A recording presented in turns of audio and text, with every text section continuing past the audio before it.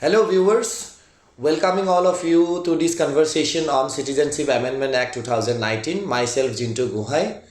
Today we have with us a promising, effective and vibrant voice since 2016 to the Citizenship Amendment process by Bharatiya Janata Party. He is a renowned scholar and academician in the state and the nation. He is none other than the current head of the Department of Political Science, Guwahati University, Professor Akhil Ranjan Dutta, sir. Sir, welcome to this conversation. As we all can see, the burning situation regarding the Citizenship Amendment Act by the whole state, by different organizations, by students of institutions. So, sir, my first question to you, what has provoked this resistance of current situation against this citizenship bill formerly and now it has turned into Citizenship Amendment Act? Thank you very much for this conversation.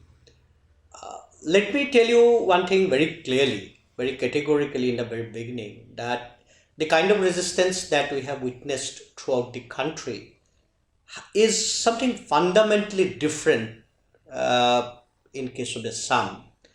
The current resistance throughout the country has not been that intense, which we witnessed in Assam.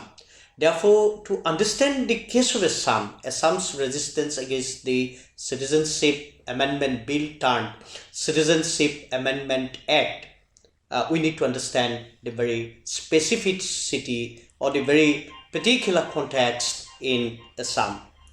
There are a couple of issues, but I'll try to point out 3-4 very specific issues that have provoked the kind of resistance that we have been witnessing in Assam. Let me tell you, this is the third wave of resistance. The first wave of resistance we saw in 2015 when the 2 notifications came, in the form of amending the relevant provisions in Indian Passport Act 1920 and Foreigners Act 1946. Yeah.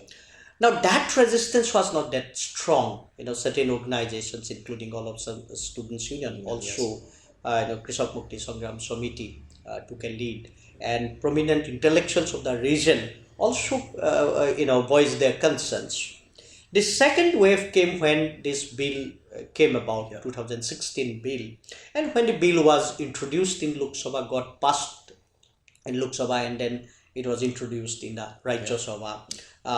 You can say that later part of 2018 and early part of 2019, there was a huge resistance. Yes. I can call you that was unprecedented in a way, and that was also the period of the finalization of National Registry of Citizens.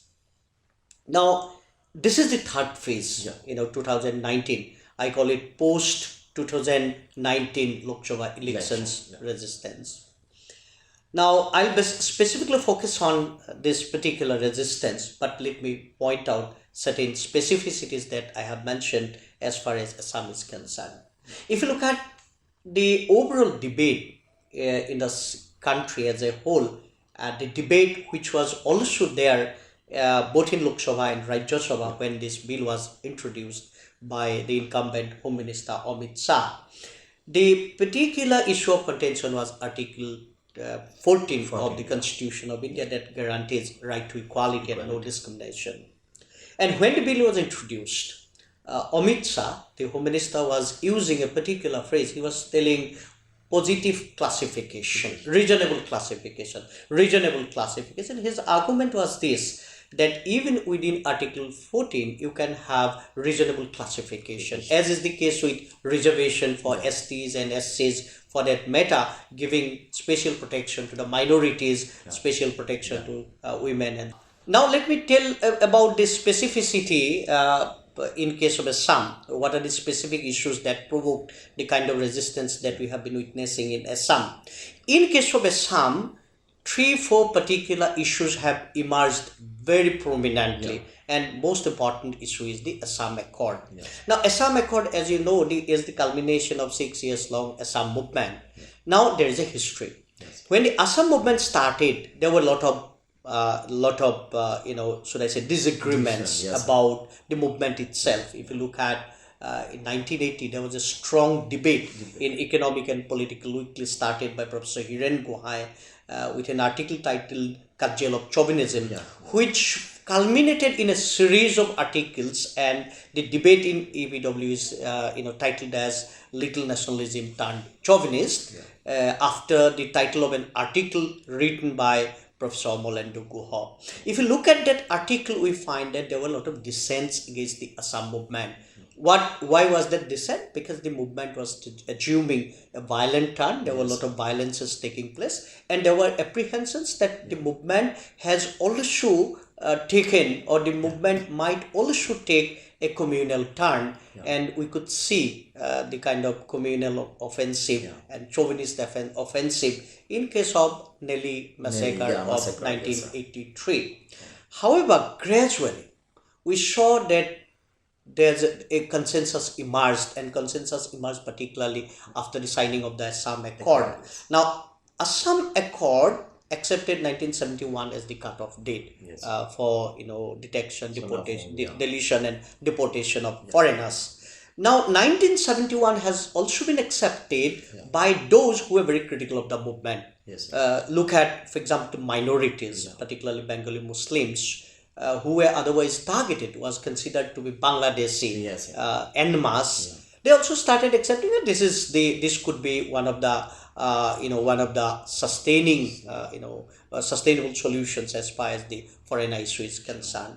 Left progressive sections, including the various communist parties, they also accepted, who otherwise were very critical about the movement. Also the tribal communities who felt alienated both during the Assam agitation and subsequently also started accepting the Assam Accord. Congress accepted because it was during Congress regime that the accord was signed. Regional political parties accepted. Based on that, Assam operation came about. Now, this is very interesting. We need to keep in mind that having a consensus of this kind is not very easy. It is very difficult in a situation like Assam. If you look at the representations being submitted to the JPC, Joint Parliamentary Committee, who came to Assam to get the opinion of the people of Assam on Citizenship Act, Citizenship Amendment Bill in I think 2018 May they came, or 2019 they guide. I think 2019 they came in the month of May, or 2018. One of the important phrase used by a group who submitted the memorandum was that Assam Accord is a public law contract or public contract law. Understand? What does it mean is this, that it has, even if you can say that this was not the Assam Accord is not an act enacted by the parliament, but it's a public contract. It's a contract between the government and the public, and you cannot violate it. Now, what this particular act or particular bill, CAB-turned-Act, is trying to dismantle the very consensus. So, as a political scientist, as a concerned citizen, my important concern is this, and this is also important because based on this particular accord, the NRC has been prepared. Now, if you do not accept Assam Accord, you will also not accept, and we have got the indications that. Now, NRC has also been a very, very long process. It has been expensive, and people have passed through, a lot of exercises, lot of experiments, and people in Assam were expecting that there will be an end to this process. So, this particular act will dismantle both the Assam Accord and also the NRC, and that has also provoked the resistance in Assam. But the second and very important question is the language. If you see, probably after the Assam Accord, for the first time, en masse, that's the chanting of Joy Ayo Home. And language has emerged as one of the very important, emotive and important issues here. And there's a context. If you look at, for example, Nilawani Fukan, who is a very Sahitya Academy awardee and very important, very elderly poet, and very respected poet, and he has expressed his apprehension that we may even lose our own mother tongue. He said, Air Mukhor Bhaha, the language that I have learned from my mother, mother tongue. we may be losing at a point. Now, language has been, because it has its own history. If you look at the 19th century, Assam had to fight a long war. When in 1837, Assamese were Bengali was made the official language here. Subsequently, in 1873, it was restored. Now, there is an apprehension because already our language, percentage of people speaking in Assamese language decreasing. It was 48 in 2011. Now, there is an apprehension. I'm telling it apprehension. We do not know the magnitude of the refugees, number of refugees. Yes, sir. As a political scientist, as a social scientist, I'll not go along with the figures given by different groups. I do not exactly Even know. government don't have any kind Government of doesn't clear have stand on clear the figures. stand on that. They say it is 5 lakh, some thousand, and the movement groups are telling it will be in 50, and specifically even crores. within this resistance, the Chief Minister of Assam has been writing a kind of message to the people that different organization and different kind of resistance movement participant are telling about this figure. Actually, it will be to 1.50.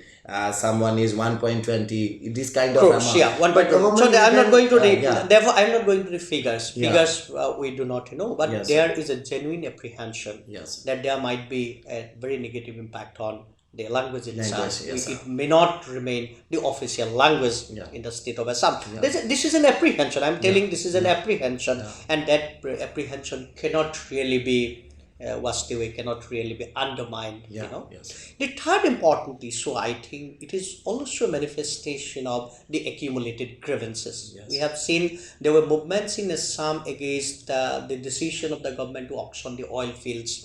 Now, here in the Northeast India in general, and Assam in particular, the resources have been very emotive issue, very important issue. Resource control has been one of the important issues that almost all movements have talked about. Now, the people in general were expecting that with this new government, the government, BJP-led government, there'll be enough efforts to protect and preserve the resources of the people, and it is the people who will have control over the resources. So people are a bit disappointed the way the government has been doing it. And there are a lot of other issues. Namami Brahmaputra, for example, there was also a lot of controversies around it. Therefore, my understanding is that it is also a manifestation of the accumulated grievances. And fourth and final thing, I'll say, for the first time, secularism has emerged as one of the important references as far as this particular act is concerned. In Assam, we didn't hear about people referring to secularism or the constitutional foundation. Now, if you look at the movements here, we find that people have started talking about it. The chief advisor Samudjal was telling it that this is also a blow to the constitutional foundation or the secularism itself, and it is discriminatory in nature. And they have been telling very categorically that for us, foreigner is a foreigner. You cannot divide foreigners on the basis of their religion. I think taking together all these factors have contributed towards the kind of resistance that we have been witnessing in Assam. Coming to the point of this resistance or movement against this government draconian law or imposition of Citizenship Amendment Act, what is the composition of this mobilization by people? I mean to say, who is in the front end of this resistance actually? It has been changing, and this is very interesting. Let me tell you, when you look at the pre-CAA resistance in 2019, for example, later part of 2018 and early part of 2019, the composition was of, I call it, confederation of three particular platforms. The resistance was steered by three particular platforms. One is ASU, All Assam Students Union, but it was not ASU alone. We could also see ASU plus 26 or 30 ethnic organizations. Now, for the first time, it was happening that ASU, in the post-Assam movement period, ASU was in a position to mobilize all these ethnic groups, and they could create a platform where ASU will be speaking not only on their behalf, ASU will speak collectively with the ethnic organizations. That was one of the very positive developments here. The other organization which took a very important role here is the KMSS, Krishak Mukti Sangram Samiti. Now, Krishak Mukti Sangram Samiti has a different mass base, support base. They have a support base both in Upper Assam and also in Lower Assam. But Upper Assam also has a strong base. Also, KMSS has a very important base, support base. But in Lower Assam, if you see, more than ASU, KMSS has the support base. And KMSS has also been successful in penetrating into genuine Indian, Bengali, Muslim communities, including Chor, Sapori and all. The third platform is, I think, this is Professor Hiren Gohai led. They call Nagorikotto Ain Hongfudhani Bidhayok Birudhi Mancha, the platform that they He's oppose been constantly fighting against the CAB, citizenship bill, citizenship amendment bill. That is a platform against it. Now, very interestingly, this particular platform led by Hiren Gohai also emerged as a platform where all other could approach. For example, left political parties, the liberals, civil society organizations, they were also part and parcel of it. But very interestingly, there was a kind of disagreement, non-convergence between All Assam Students Union and KMSS. Now, platform led by Hiren Gohai emerged as a mediator. They had access both to ASU and KMSS. And if you remember, a delegation from this particular platform led by Hiren Gohai had also gone to the head office of ASU, Sohid Nyak, and they had deliberations to develop a kind of coordinated platform that you can do. Therefore, that was CAB, this particular act phase. Now the things have changed.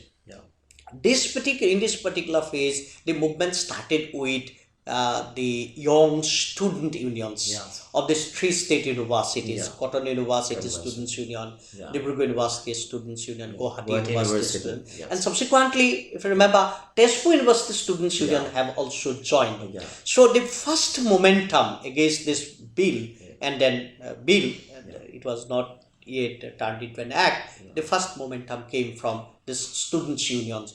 Rana Hunkar, the program organized by Cotton Students Union, for example, or for that matter, Dibrugarh University also took the lead. The young students started it, took it to a momentum. Then also, KMSS was already there in the forefront. They have started mobilizing the people.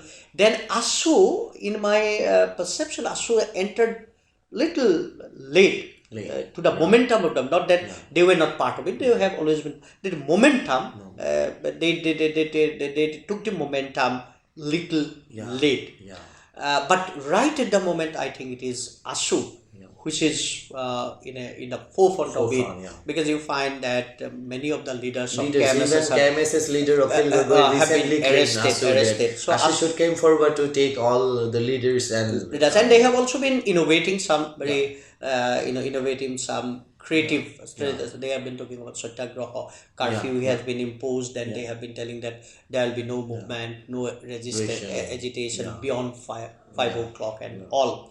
Now, what you find here, and which was not happening earlier, the artists, writers, and people from different backgrounds have also started, and people, very elderly people, women particularly, have started joining in the movement. So if you look at the composition, composition is slightly changing. Not that it is constantly, it is in a constant way. A lot of equations are taking place, a lot of new alignments are taking place as far as the platforms are concerned. So what is the possibilities that all these kind of suppose cultural and artist foundations or KMSs, all Assam Students Union and all other students union of these 4 or to 5 universities, that what is the possibilities of coming to a certain one point, standing against a bold kind of steps towards the Citizenship Amendment Act in Assam? I mean to say, how will these organizations in the leadership of one organization or other societies or organization will be able to curtail or to challenge this government imposition of this law? To how far?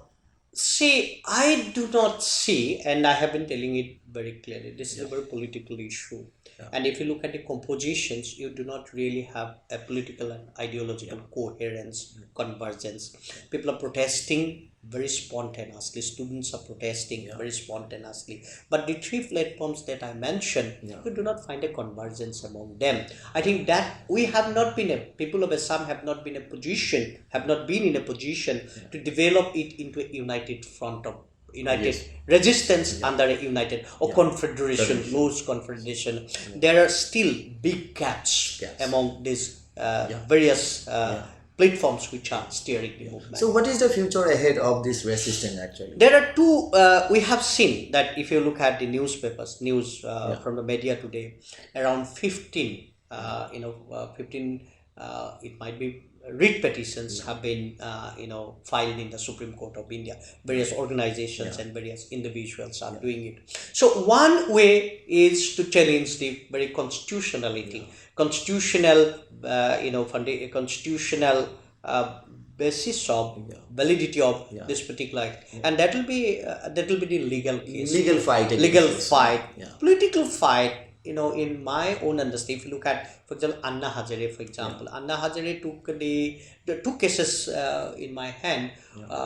Two cases I can refer to. Anna Hazare led the anti-corruption movement and NBA, Narmada Bachao Andolan movement, which culminated with collaboration with many other people's movements group, NAPM, National Alliance for People's Movements. They also fought in the elections, but they were not successful. Now, if you look at pre-2019 elections, Lok Sabha elections, there was a huge momentum in Assam against the CAB. But that didn't have any impact on the electoral outcomes. Now, this is a very interesting point, and we need to discuss it more comprehensively. Even BJP, certain leaders were in this kind of message that if we came to power in Assam, we will surely implement this. That was declared. You had the anti-CAB movement, and BJP came out with the manifesto. They said that if they come back to power, they will go for this particular act.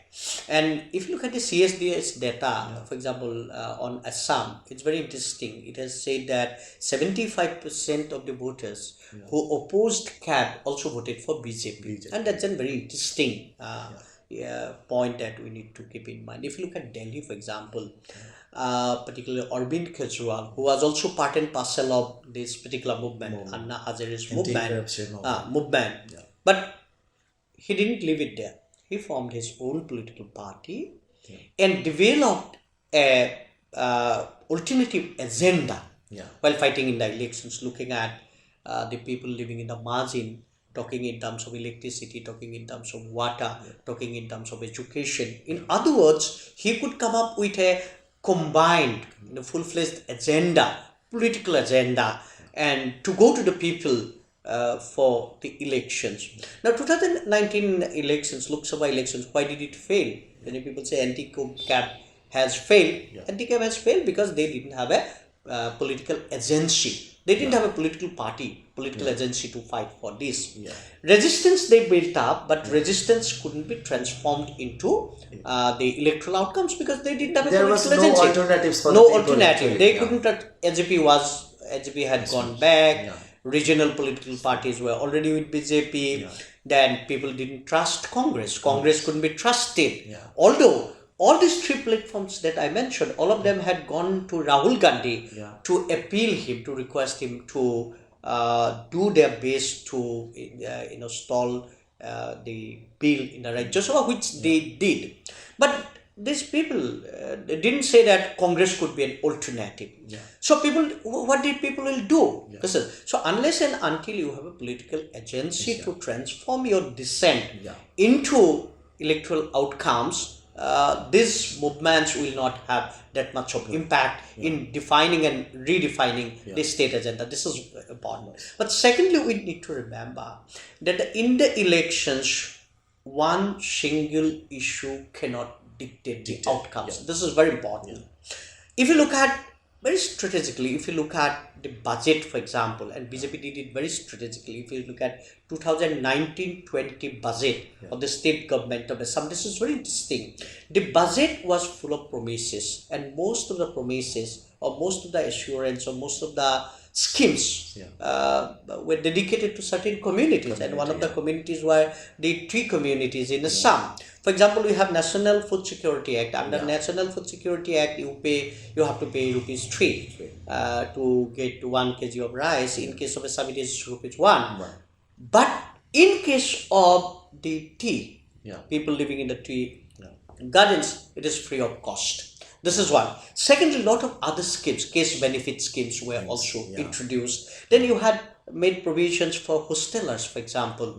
You have made provisions for FEWA for up to the postgraduate level. What I'm trying to suggest is this: when the election is fought, election is not fought around a single issue. Election is fought around number of issues, number of strategies. The second one we need to keep in mind: the movements that we see the movements particularly on the street. The movements really do not go down to house to house campaign, but political parties and organized political party like BJP, and being supported by grassroots organizations, cultural organizations, religious, including RSS, they go door to door. They have constantly been working for the party. They have their educational setup, they have their cultural setup, and so on and so forth. Now the movements are very spontaneous, and political battles are very organized. So if you cannot transform the spontaneous movements into organized political activity, you cannot really expect the outcomes, positive So outcomes. BJP, it sounds like BJP had a better kind of grassroots connection among the people as to house connection. As far as 2019 elections, Lok Sabha elections So is what is the concerned, possibility of, when we talk about AGP, Assam Gana Parishad, everybody know it's a kind of result of Assam movement and how they are still holding the concept of regionalism in this state. What is the possibility of Assam Gana Parishad of becoming a kind of alternative to BJP in Assam? see, I can tell you that probably from 2001 onward, or the beginning of 21st century onward, I don't think that AGP has remained. AGP remained its own regional character.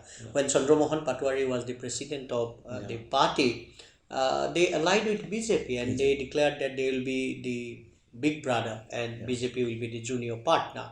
But that didn't happen. In 2016 elections, AGP was not the big brother or big, then they became the junior partner, which is also the case in 2019. Now, as far as political party is concerned, we need to remember that a political party consolidates based on certain factors. Most important issue, I think, is the leadership. Is the leadership trusted by the people? If you look at the AGP leadership today, they don't have a collective leadership. They don't have a trusted leadership. One set of leadership is in the government, other set of leadership is against the government, but none of these two sets of leaderships are trusted by the people. You listen to the voices of dissent against them. The second important factor as far as the political parties are concerned are resources. Now, resources are very important. If you want to mobilize the people, you have to have the resources. Resources could be of different kind. For example, money is one kind of resources, because you have to build up infrastructure, party offices, so on and so forth. Or resources could also be of different kind. If you can really develop a network of people, if you can develop cadres at the grassroots, that could be also the resources. But that can be done only by having a sound grassroots organization of the party. Assam Gana Parishad seems to have right now. So is there any possibility of emerging out of a new kind of regional parties? If you look at today's situation, I'm not very sure about that. Unless and until you can develop a united front, coordinated front, then you cannot create. Assam movement culminated in the accord and subsequently Assam Gana Parishad, because all other parties joined. PLP joined, Gana Hongram Purikhot joined, and many other, small regional political parties joined, and that culminated in Ahom Gana Purikhot. But today, if you look at, as I have mentioned, that still a lot of differences are there among the platforms which are at the forefront of the resistance. But I am neither optimistic, I am not nor pessimistic. Because in the long run, if people understand that they need an alternative, because in the anti-CAB movement, in the current phase, you have also heard of anti-BJP sentiments, Therefore, if it depends on the people, whether they'll think in terms of accepting any existing political party as the alternative, or they'll be thinking in terms of having a complete alternative political force to transform this dissent to that of electoral outcomes. But right at the moment, I do not assume, actually. I cannot assume that this will be the outcomes in terms of developing a political Again, in terms of this resistance, if you've seen on the news coverage of different channels about the protest, how do you look at this kind of use of military or police by the government on students? That we used to see that police has been throwing tear gas on students. Common peoples are in front of the guns of military or CRPF. How do you look at the functioning of democracy in this part of this nation?